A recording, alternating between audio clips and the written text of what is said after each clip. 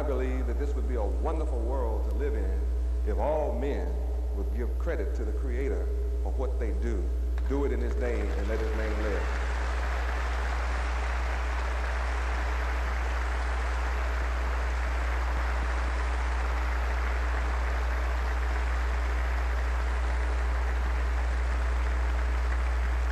Praise Yahweh, bless you.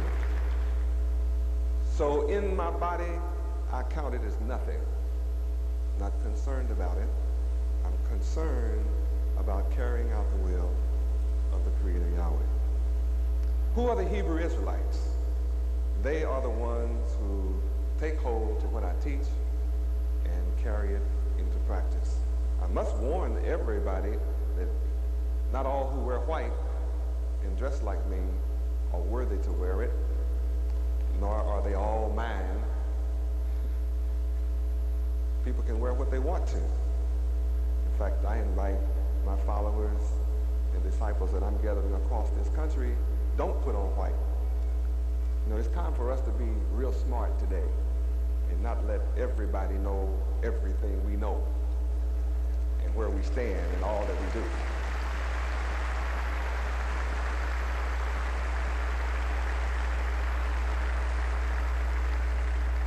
Praise Yahweh. Truly, my work is across America, and I have followers and disciples across this country in greater numbers than you would ever dream.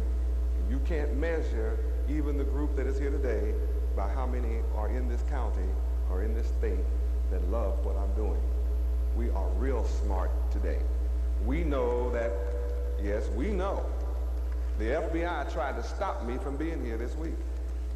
They were all over our property. They did everything to try to tie me up, to keep me from being here this day. And they even interfered and arrested some of my followers to try to put us in a hindrance position. So we're smart enough not to let them take all of our pictures, so we're not all here today.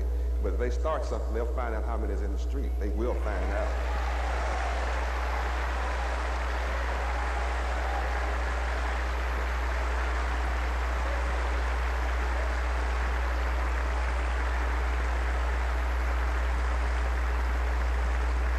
Praise Yahweh.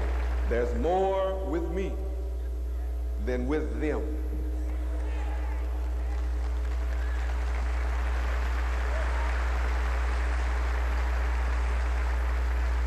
Praise Yahweh. So I'm positive that you, the FBI, you're sitting in here, and may your ears be full, and you take it all back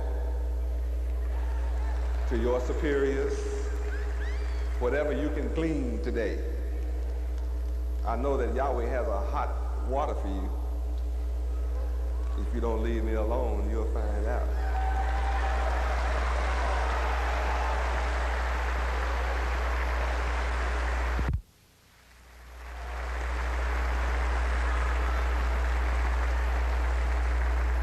I told all of you years ago that you're in the presence of a man who will stand for you.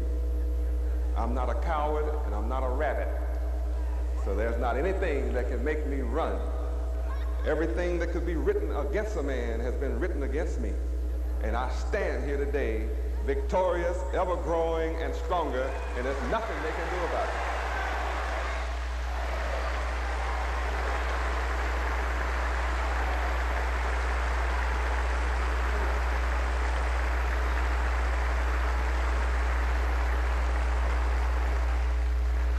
Who are you, black man of America? Who are you, so-called black man of America? That's the question. That's the most important question that I can ask tonight. Who are you? How many of you remember being colored? You remember being colored? Those were the days, weren't there? When we were colored. I mean, we were most important when we were colored. We had all kinds of things named after us when we were colored. We had colored towels, colored water fountains, colored waiting rooms.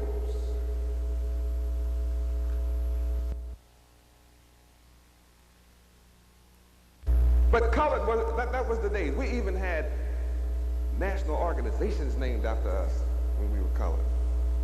National Association for the Advancement of Colored People. Weren't we something? And of course, something happened. We went through a metamorphosis. I know I began to ask the question, you're colored, but do you speak Colourese? You know, the Japanese speak Japanese. Do you have a colored name? Well, you know, the Japanese have a Japanese name, right? Well, is there a map somewhere on the earth with colored land on it? And all these answers were no, no, no. Nobody had a yes answer, affirmative. So, well, why do you call yourself colored? Don't answer, don't worry about the answer. They couldn't answer it. So then we went through a change. Some of our scholars, they looked on the map,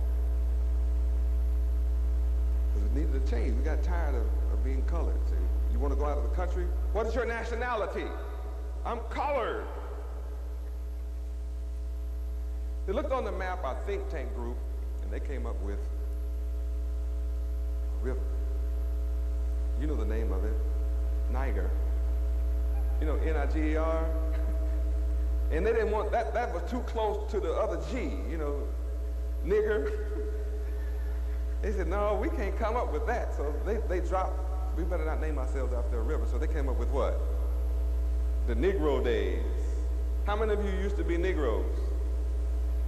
Remember the Negro days? Big days, weren't they? Until I went around asking the question, well, do you speak Negroese? Do you have a Negro name? Can you show me any place on the map, Negro land? No, I can't show any of that. So Negro is your nationality? Well, okay. So then they had to come up with something else. And I don't have it up here. They didn't give me my little package that I brought, but I had something to show you. Somebody came out with a song, said, I'm black and I'm proud. Remember that? I'm black and I'm proud. Say it again. I'm black and I'm proud. Say it louder. I'm black and I'm proud. How many remember being black? What's your nationality? Black. What's wrong with you? Can't you see? I'm black and I'm beautiful. Remember the black and the beautiful days? You know, during that time, they went overseas. Well, before then, we started wearing the dashikis, and we had a little thing with some prongs on it. What was it called? Pick. Yeah, that's right, a pick, Afro pick. You know, pick that Afro out, right? So by this time, we got some money, and we started traveling, went overseas. Guess what? In Africa, there wasn't one African wearing a dashiki. Nobody in Africa had a pick. Looked on the pick, it was made in Hong Kong.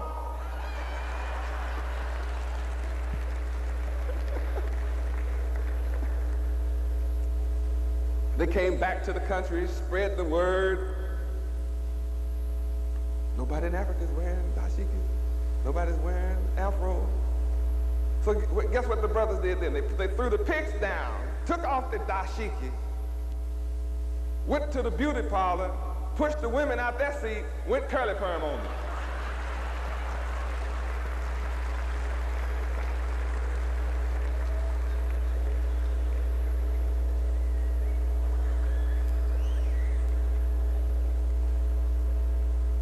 So I had to ask, well,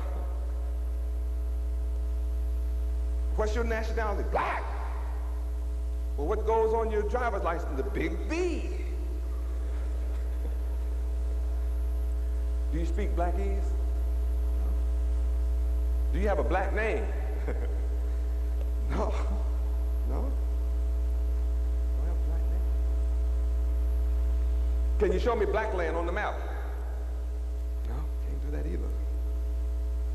So your nationality is black. So then we had now this is going around so strong, running around the country asking these questions. I know I ask these questions wherever I go in the country. So then our intellectuals and leaders got together about 2 years ago. Y'all remember the meeting? What did they come up with? African American. They tried to be Afro-American at first. That didn't quite fit. Afro.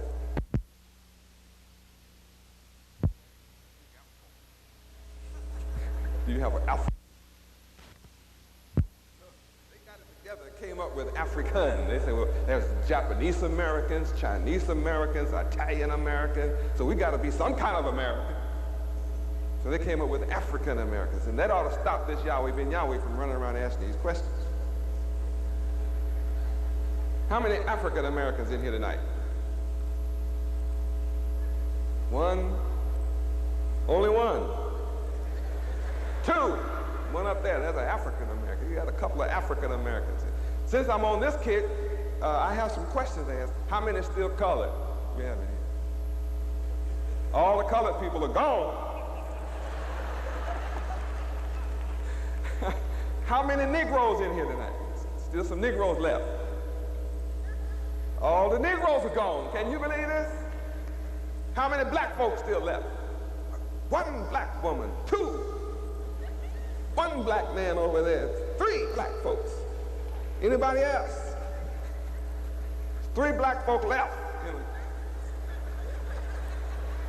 Everybody else is paranoid. They're scared to be African Americans, right? I don't know what he's going to say next. Well, I have one. Yes, you're right. It was best don't raise your hands. Because I have about 3 hard questions for all you African Americans. I know you're waiting on me. I see, I hear, I know. I just want to know first, do you speak African? And the answer is, there is no African on the earth, and I have some followers who are Africans from several parts of Africa. They are my followers, my disciples. They don't speak African. There's no such thing on the continent. It's tribal languages. Okay, you got me, Yahweh on that one. I ask this all over America, so don't feel strange. Then I ask, well, my next question is, you don't speak African. Do you have an African name? Yeah, Lumumba, Sekou Mandela. Now, what you got to say about that? Plenty. Those are not African names. Those are tribal names. Mandela speaks Bantu. Those are tribal names. So nobody in Africa has an African name. Okay, let's see what you got for this next one about this map business. Waiting on you, right? Tell me about this map thing. All right, right. I can't ask you, is there a place on the map called Africa? Because maps do show that. But I still have a question. How long has that continent been called Africa? You certainly cannot find it on any of the ancient maps, and I've seen several. Nowhere on any ancient map is the word Africa. So that means that Africa is a recent term. That means somebody changed the name from what it was to Africa. And my question is, who changed it? The same people that changed your name to Green and Underwood, Berry Cloth, and Green and Black. Same people. So now, how many African Americans are left? They've gone away too. So that was my original question. Who are you? I'm here to say tonight, it is impossible to move from poverty to riches eternally, not knowing who you are. not knowing your nationality, your history, your culture, your language, your name, your land, and your God. Without this knowledge, you can't move from poverty to riches. And I say to America, you can never prosper as long as you have 60 million black folk in America who don't know who they are, sitting next to your child who knows who he is.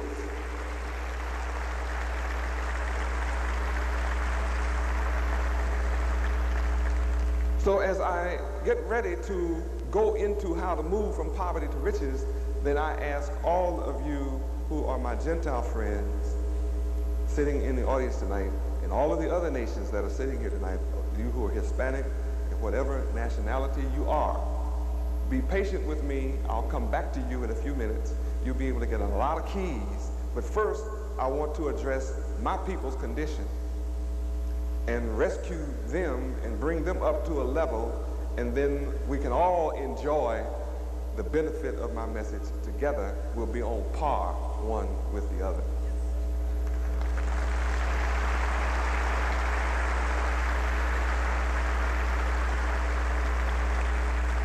Praise Yahweh. So what am I saying? I'm saying simply that with our people having the knowledge of themselves and their kind taken from them, when our children go into a public school setting, they go there with a disadvantage. Because all of the other children, they know their history, their culture, their heritage. If they're from German parents, they know that, and they know the history of Germany. So they sit there in the classroom here in America saying within their head, reinforced from home, I am a German American. And if anything happens in this country and I don't like it, I can go back to my homeland, Germany. And that goes true from the white child that's from England, from anywhere in Europe, naming any country. That is true for any Japanese sitting in the classroom. He knows if anything goes wrong, he can always go back to Japan. And when it comes to our poor little children, when they tell you to go home or go somewhere, you don't know where to go. They say Africa, you don't know where in Africa to go. And you don't want to go after watching Tarzan and Umbawana. I mean, Tarzan is awesome, isn't he? All the animals come when he calls, everything. Everything gets out of the way of Tarzan when he hollers, oh, wow. He whips up on alligators, kills them in the water. Be 50 Africans run up on him, he beat up all of them. They all run the other way. I mean, and then you see Africans in the movies, all these bones in the nose, stuff hanging from the ears. You don't want to go to that. So you really get insulted and upset when somebody tells you, go home to Africa. You want to fight. I'm born in America.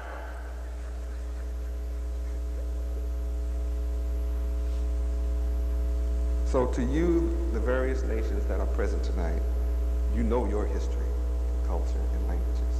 And all of you know that I'm dealing with a group of people who have been robbed of the knowledge of themselves. And until I get the black man back on track, until the black man of America is back on track, this great country, America, will never get back on track. When I teach the black man of America to move from poverty to riches, as you have already accomplished and demonstrated in your works as people, then the whole country will once again prosper. As long as you have almost 60 million people as an underclass who you have to work almost 6% of your time in taxes to take care of a bunch of people who don't want to take care of themselves, how can you prosper? America should be glad that I'm here and men like me are here to address this reality that it's time for the black man of America to stop blaming white people for their downfall, their condition, their poverty, their hell, and get up off of it, and let's go to work ourselves and get it done.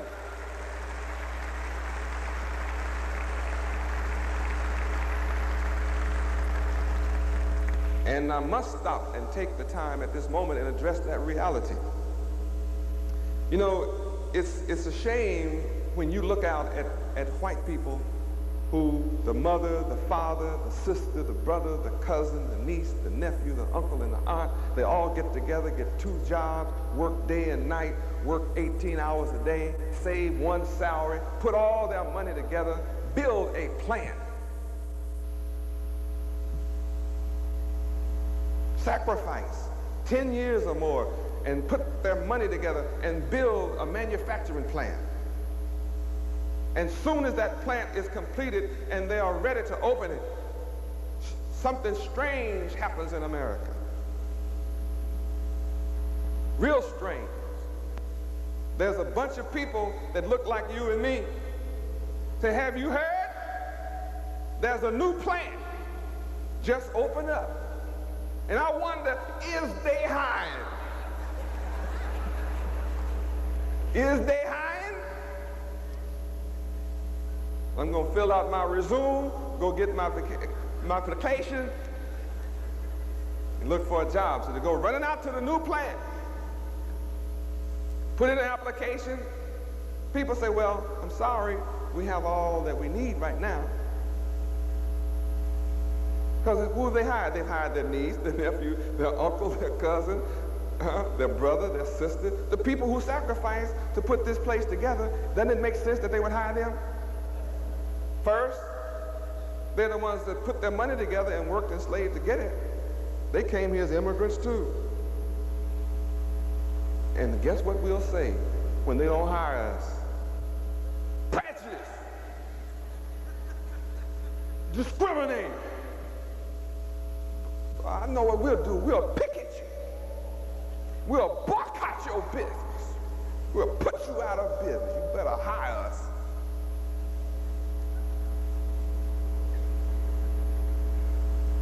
That is so dumb. Who is keeping you, black man and woman, from you and your mother and father, sister and brother, cousin and niece and nephew and uncle and aunt from getting together and working 2 jobs and saving 1 and putting your money together and save your money for 10 or 20 years and open up your own manufacturing plant and hire yourself?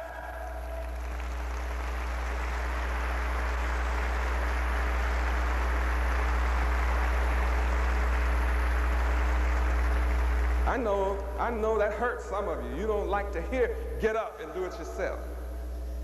But that's exactly what I have done. And I have moved us, all who follow me, to a $100 million empire across the country. I've done it, and we have put our pennies together. Just a few of us have put our pennies together, and we have built it, and we don't beg anybody to do anything for us. We're not prejudiced. We just believe in doing what America offers. This is a land of opportunity.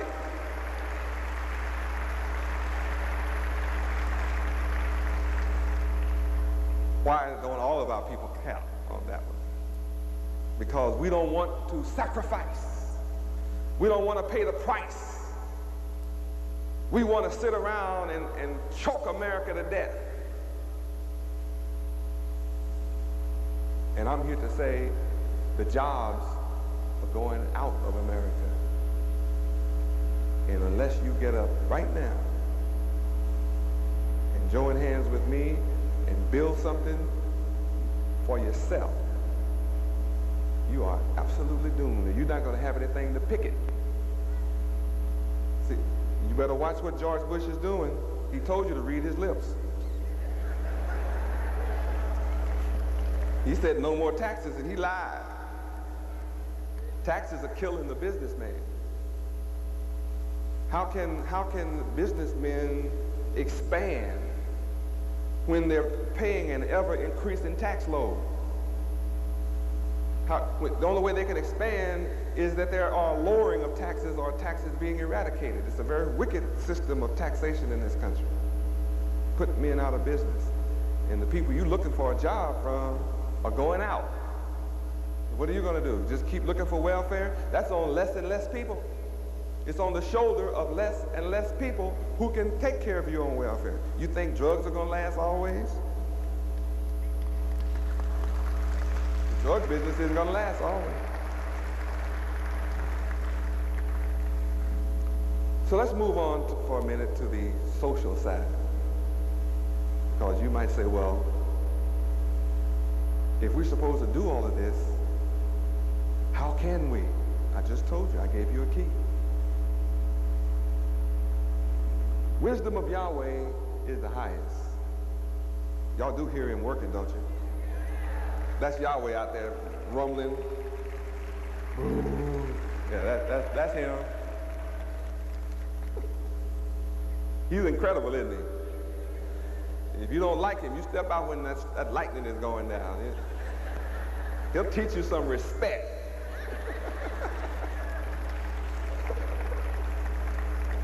When Yahweh is doing that, I go inside. I'm his son. I know to go inside. I like that.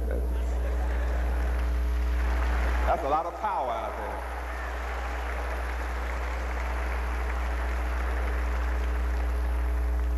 The wisdom of Yahweh is the highest. Yahweh is the name of God. There's no wisdom higher than God. So when you take on the knowledge of Yahweh, you gain wisdom. With this wisdom, we're able to build.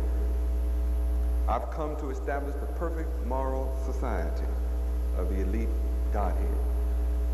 That means that every one of you sitting in this auditorium tonight are here because it's your divine destiny to be here. You are here because you have chosen from within yourself to learn, how can I move from poverty to riches? How can I improve my condition? That's why you're here. It tells you also that not everybody wants to move from poverty to riches. How many of you have ever heard our people say, how you doing today? And they say, fairly middling. Anybody? Yeah, that's all the way across the country. Fairly middling. How much money would you like to have? Oh, just enough to get by. How many heard of that? I mean, our people act like they're afraid to be rich. Like it's a sin. I've heard all kind of brainwashing all my life against being rich. Boy, rich people have problems. Have you seen poor people lately?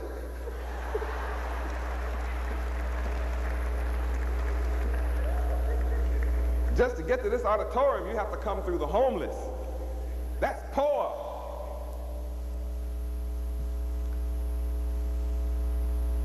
Our social problems are solved when you take on the knowledge of God. That's the key in moving from poverty to riches. Let's deal with the educational aspect.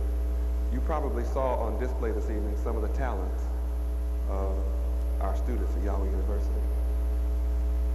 If you came in a little late, you missed it, but I think we were here long enough for you to see some of it. I decided to not show the film, which would have highlighted them, but you can see that at some future date. You can come by our headquarters building. We'd be happy to show it to you. Nevertheless, Yahweh University is an independent school. I'm the founder of Yahweh University. As an independent school, it means that we write their curriculum. Being an independent school, Yahweh University, it means that we write the textbooks. And it means that there are people inside the textbook whose pictures look like us.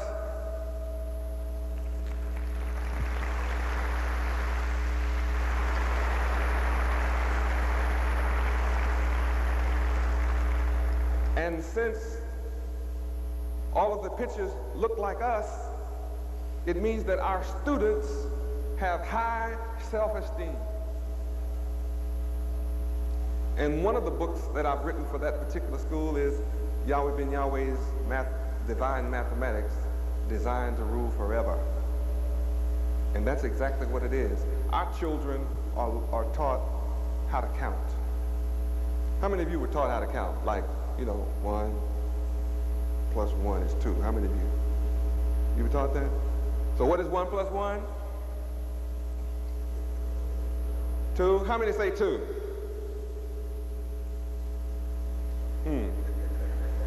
You've been burnt before, haven't you? Already tonight, so you're gun shy. All of my students will ask you, 2 what?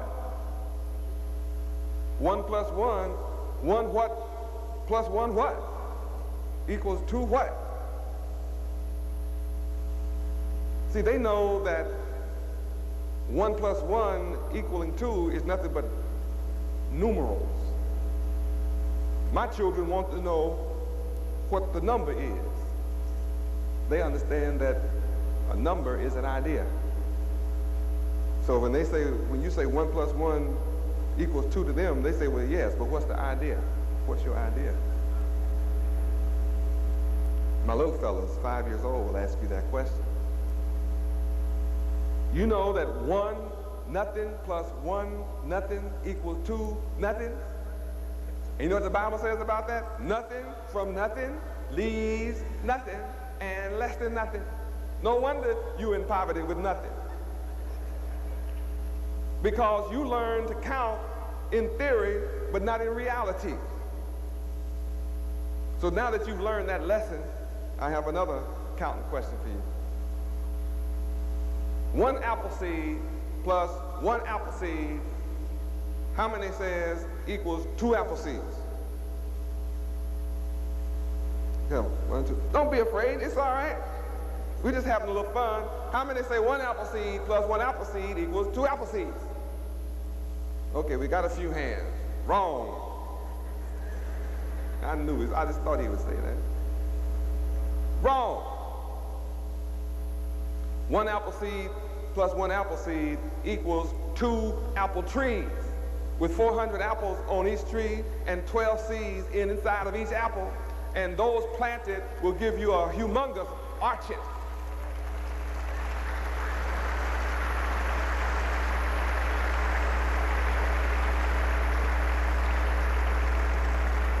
And my children will say to you, well, what do you do with the orchard? Say, well, you need trucks to haul all those apples to the manufacturer. And you need trucks to haul them to the stores that we're going to own to sell them in, like first-rate foods. You will need stores to sell your apple juice, and apple butter, apple cider, and apples. That's money. That's an industry. And you ask you, how many of you have ever eaten an apple?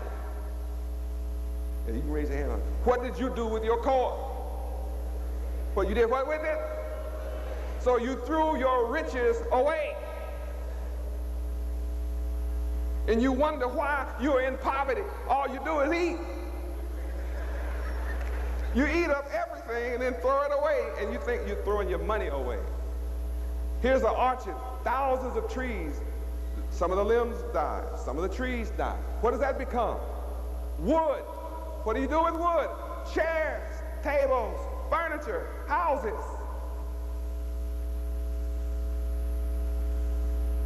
Why don't you own an orchard? You eat enough fruit to plant the world. You know what was strange to me? I come to Miami, I come to South Florida, and I'm looking at black folk. They got avocado trees, mango trees, orange trees, grapefruit trees. What else? Banana trees. You know, all these fruit trees. The Cubans come from Cuba, walk around through our neighborhood, say, may I have the fruit off your tree? Like, well, they say, yeah, honey, go on, help yourself. They strip the trees, go out on the corner, sell all the fruit to come off your trees, come back and buy up your neighborhood with it.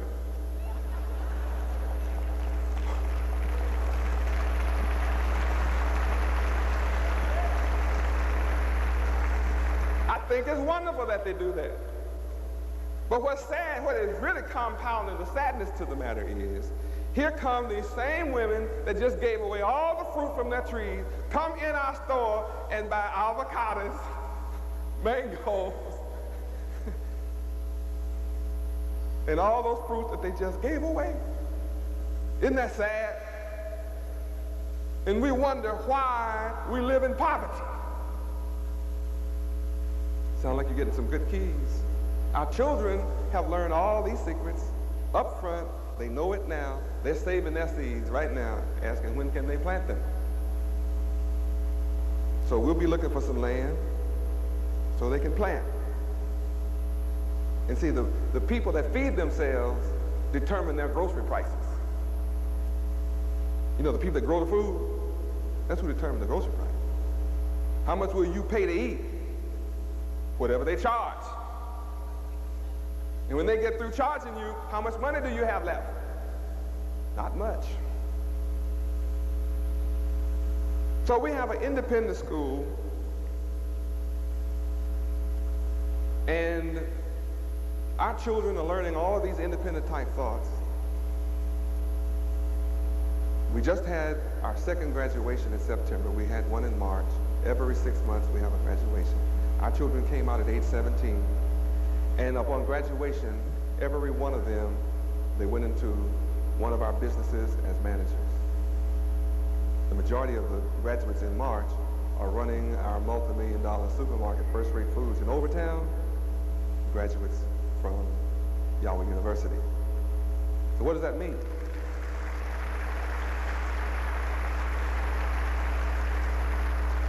Praise Yahweh. And the ones that just graduated in September last month, they're in training at this minute to run our hotels, some of our hotels, and also we're training them in this particular area, in this location, in this city, so they'll be ready to run our skyscraper that we just bought in downtown Atlanta.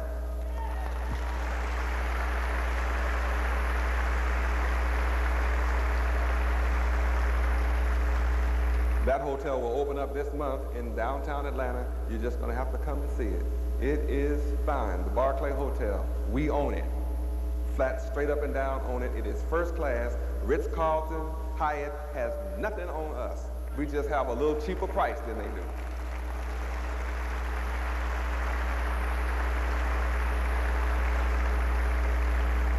What's strange about Miami? They say, black people be saying things like, we need a black hotel in Miami. We need some black hotels. We have 5 in Miami. Why do you want to pretend ours is invisible?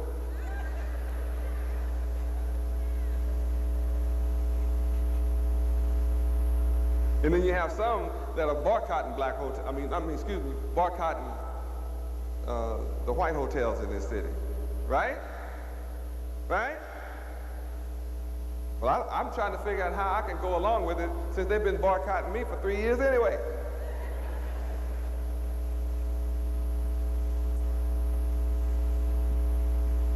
I managed to survive with black boycott all alone. And if you own, see, we don't have any problem at Yahweh Resort Hotels. We have 5 in the city, one on the beach, and we're full. And we're full every season. We don't have any room. That's right. People from all over the world stay with us. And guess what? We don't have any management problems. We don't have any front desk problems. They're talking about they need jobs in management. They need jobs in higher management. They want to dictate to white people what to do with their hotels on the beach. That's crazy as hell. That's the dumbest thing that you can have on earth. When you buy your own hotel and you run it, you are the management. You are the front desk. You are the accountant. You don't have to sit around doing no crazy stuff like that. That's insane. Absolutely insane. And see, I can't have no enemies from black folk because the ones that's doing it down here anyway, they boycotted this too. That's right. And until you get it together and join hands together, instead of going through all this foolishness of begging other people to take care of you, you are never going to be respected in this country. How can anyone respect a beggar? You don't respect a beggar. You don't like the homeless yourself, or you put them up in your home. If you like the homeless, there wouldn't be any on the street. You don't like them. That's why you have them sleeping on the street. Oh, that's real. It's time for you to stop being a hypocrite and stop pretending. Black men of America, you're talking about you're going to boycott white people in Miami. Where in the hell are you going? You going to a white man in Fort Lauderdale? You going to a white man in Georgia? wherever in the hell you go in America, you go into another white man, they're all the same family. What is wrong with you? Take your money out the bank then. Same people on the beach own the bank in town. Stop shopping at Winn-Dixie and Publix then. The same people that you're trying to boycott on the beach that own the hotel, they own the bank, they own Publix, they own Winn-Dixie, they own your house, they own your neighborhood. You are stupid.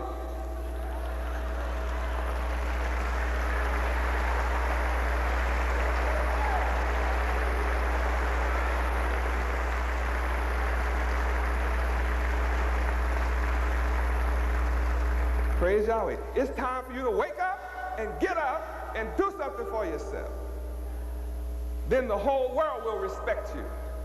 It's a shame to watch people come here 30 years ago, Cubans.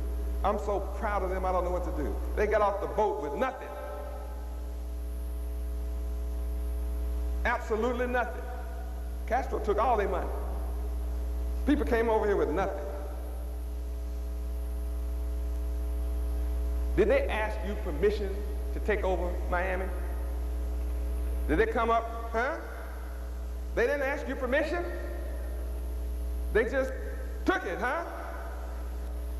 They took jobs you didn't want. The low-paying job. You know, the low-paying job. Jobs you didn't want no more. They took those jobs. Slept 50 to a house. Changed shifts. The next crew came in and slept.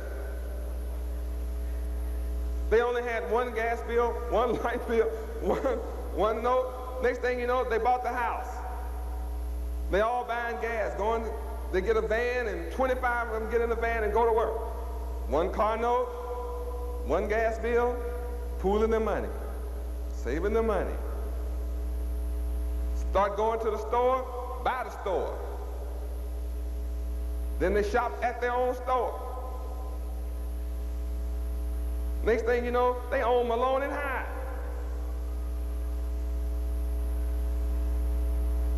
Then you want to get mad at Cubans.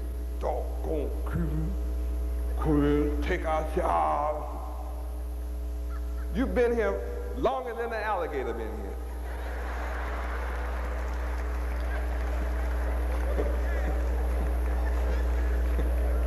You came here before the alligator had nerve to come up in here.